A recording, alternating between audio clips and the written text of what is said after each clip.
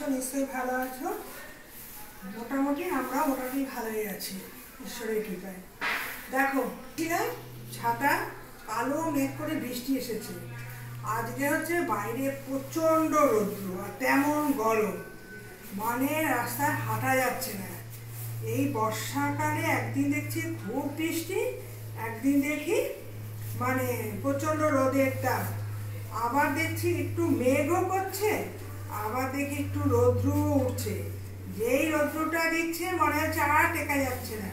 তার মধ্যে আজকে দুদিন ধরে কারেন্ট নেই, কি এখানে লাইনের কাজ হচ্ছে, মানে বোঝা যাচ্ছে তো কোনো কিছু, যার বাড়িতে এসি আছে, এয়ার কুলার আছে বা কিছুতেই কোনো কাজ হচ্ছে না।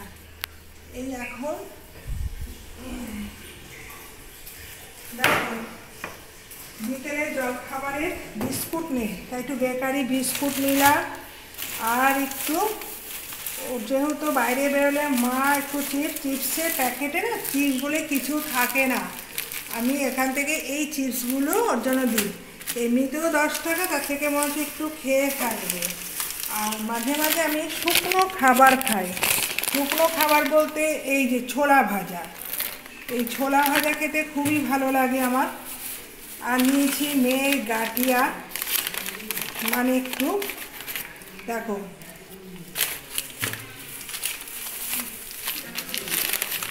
অনেকে বাদাম ভাজা, যখন দেখবে ঘরে কিছুই থাকে না তখন এই বাদাম ভাজা দিয়ে মুড়ি খেতে বা চাউমিন খেতে খুবই ভালো লাগে।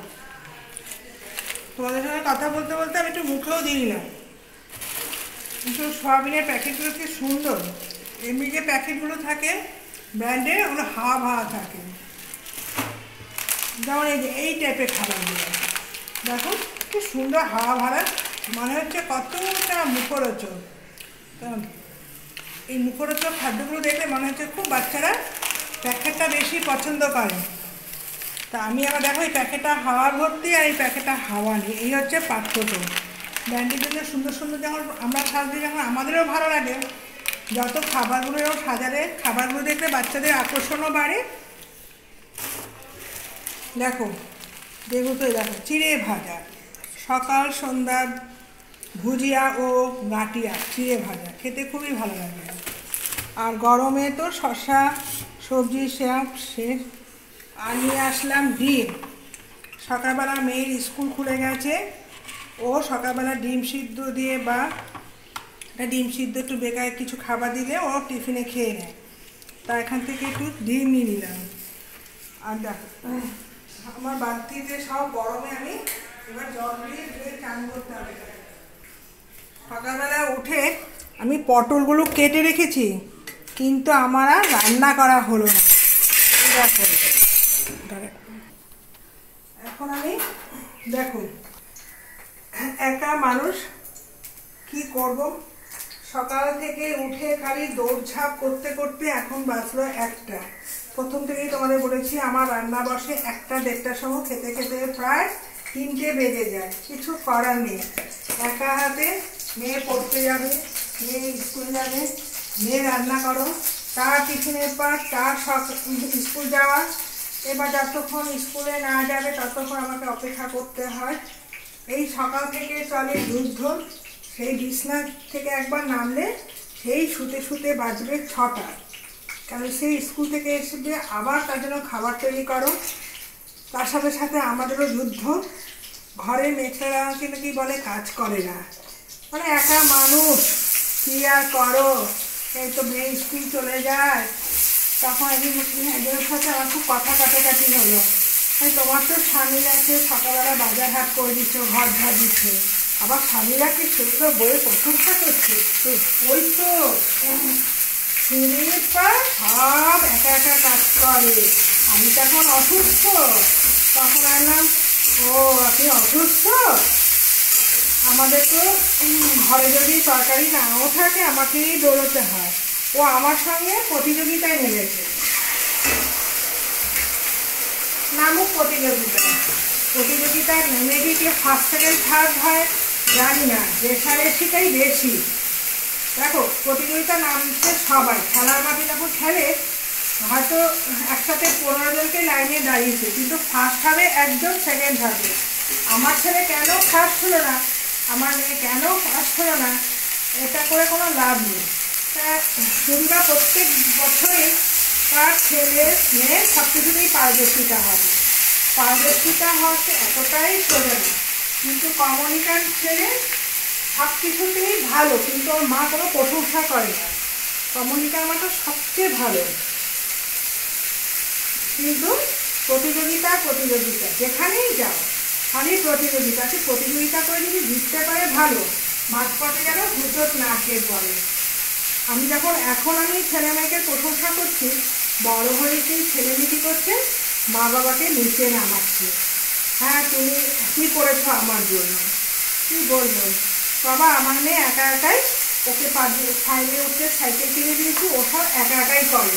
আমি কোনোদিন ছেলে মেয়ের হাতে ধরে কোনো কাজ করাটা পছন্দ করি না।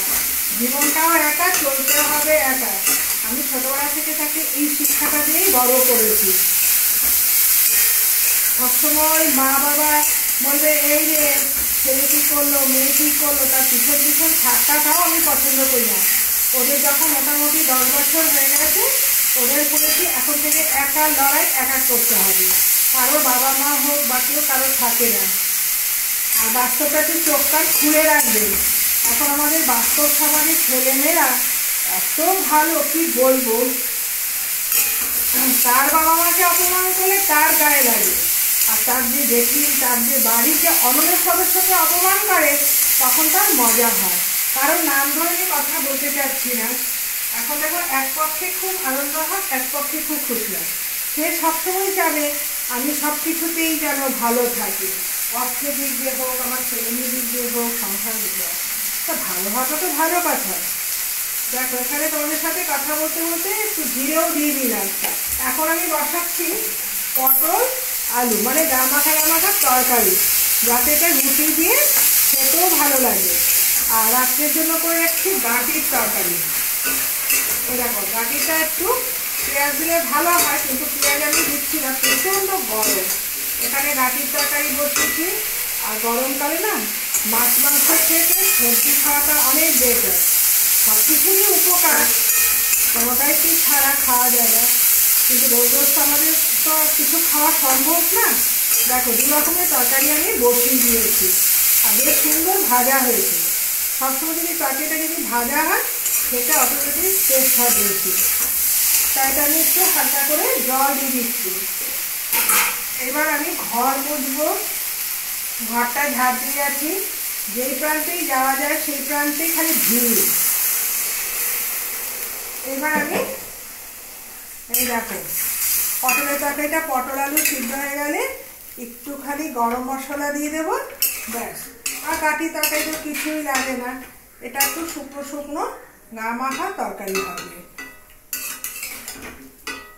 এখন একজন বলছেন আরে বাবা বাজারে গেছি, এত সুন্দর ডায়লগটা আমার ভালো লাগলো। বললাম কাকিমা আগে তো তুমি খুব হাসি খুশি ছিলে, এখন কেন তো চুপচাপ হয়ে গেছো? বলে হব না, আরে তোমাদের যুগ দেখে দেখে আমি মনটাকে শক্ত করছি। আমার কেন, কি হয়েছে? আরে মনটাকে শক্ত না করলে আমি চলাফেরা করবো কি করে, দেখেছ? এই দেখো আলুটা কি সুন্দর সিদ্ধ হয়ে গেছে। কাকিমা এত হাসি খুশি ছিল, এখন চুপচাপ হয়ে গেছে, কারণ তার সংসারের চাপ এতদিন লোকের জন্য করেছে, এখন তার পাশে থাকার কেউ আর নেই। এখন সে মুখ বন্ধ করে খালি তাকিয়ে থাকে। এখনকার দিনে দেখতে পাচ্ছি কারোর জন্য বেশি কিছু করে কোনো লাভ নেই। যখন আমি একা হয়ে পড়বো তখন কিন্তু আমার পাশে কেউই থাকবে না, এটাই বাস্তব।